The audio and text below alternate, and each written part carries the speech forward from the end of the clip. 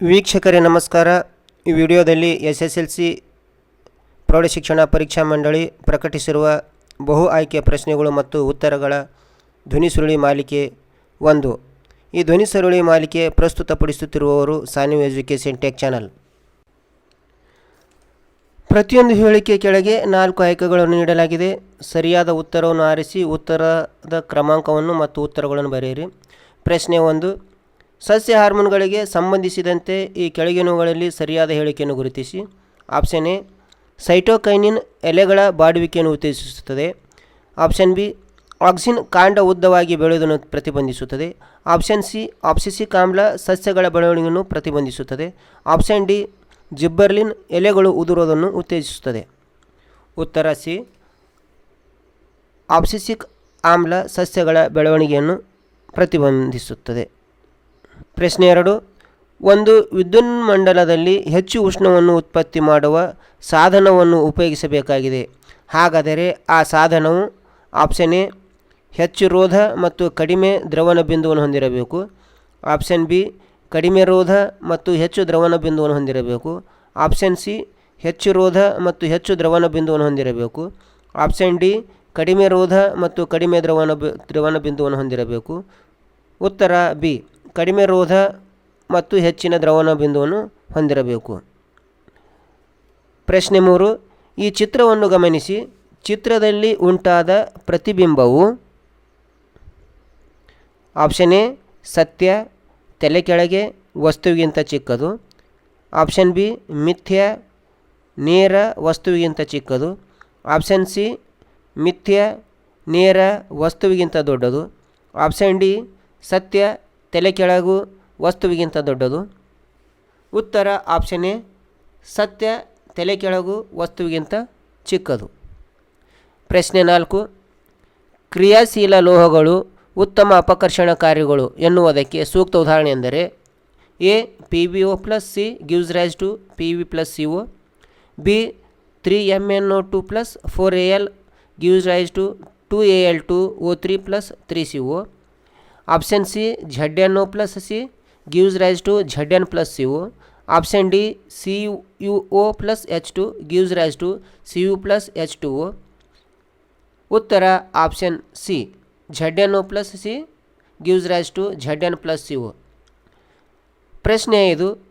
ನೈಸರ್ಗಿಕ ಸಂಪನ್ಮೂಲಗಳು ಸುಸ್ಥಿರ ನಿರ್ವಹಣೆ ಒಂದು ಸಾಂಪ್ರದಾಯಿಕ ವಿಧಾನವೆಂದರೆ ಆಪ್ಷನ್ ಎ, ನೀರಿನ ಕೊಯ್ಲು ವಿಧಾನವನ್ನು ಅನುಸರಿಸುವುದು.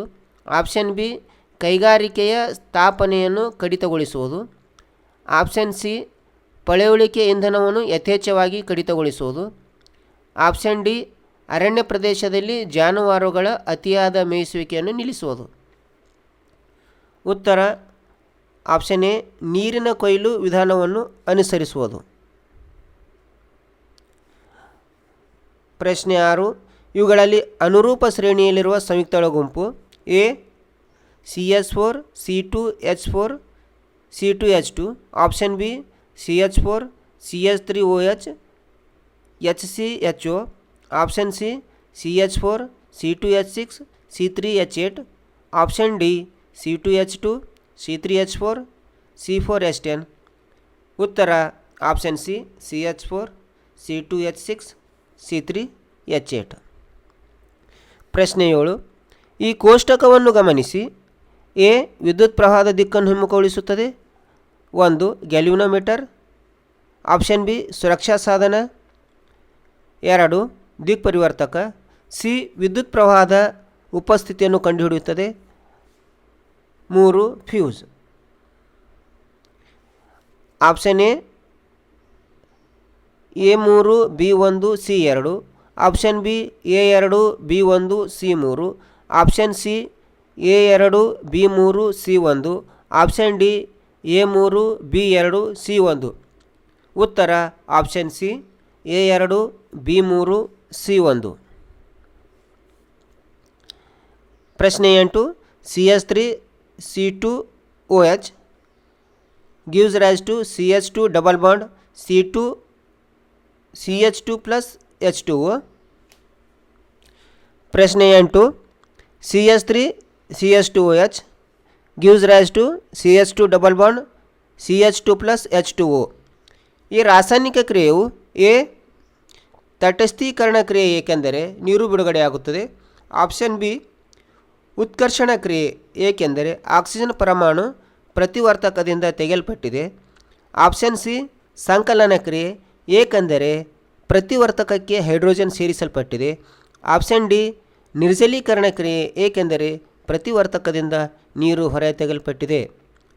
ಉತ್ತರ ಆಪ್ಷನ್ ಡಿ ನಿರ್ಜಲೀಕರಣ ಕ್ರಿಯೆ ಏಕೆಂದರೆ ಪ್ರತಿವರ್ತಕದಿಂದ ನೀರು ಹೊರಗೆ ತೆಗೆಯಲ್ಪಟ್ಟಿದೆ. ವಿದ್ಯಾರ್ಥಿಗಳೇ ಹಾಗೂ ವೀಕ್ಷಕರೇ, ಇಲ್ಲಿವರೆಗೆ ಈ ಒಂದು ವಿಡಿಯೋವನ್ನು ವೀಕ್ಷಿಸಿದ್ದಕ್ಕಾಗಿ ತಮಗೆ ಧನ್ಯವಾದಗಳು. ಈ ವಿಡಿಯೋ ತಮಗೆ ಇಷ್ಟವಾದರೆ ಒಂದು ಲೈಕ್ ಮಾಡಿ, ಜೊತೆಗೆ ಈ ವಿಡಿಯೋವನ್ನು ನಿಮ್ಮ ಎಲ್ಲ SSLC ವಿದ್ಯಾರ್ಥಿಗಳಿಗೆ ಶೇರ್ ಮಾಡಿ, ಸಬ್ಸ್ಕ್ರೈಬ್ ಮಾಡಿ ಮತ್ತು ಈ ವಿಡಿಯೋವನ್ನು ಸಂಪೂರ್ಣವಾಗಿ ವೀಕ್ಷಿಸಿ. ಧನ್ಯವಾದಗಳು.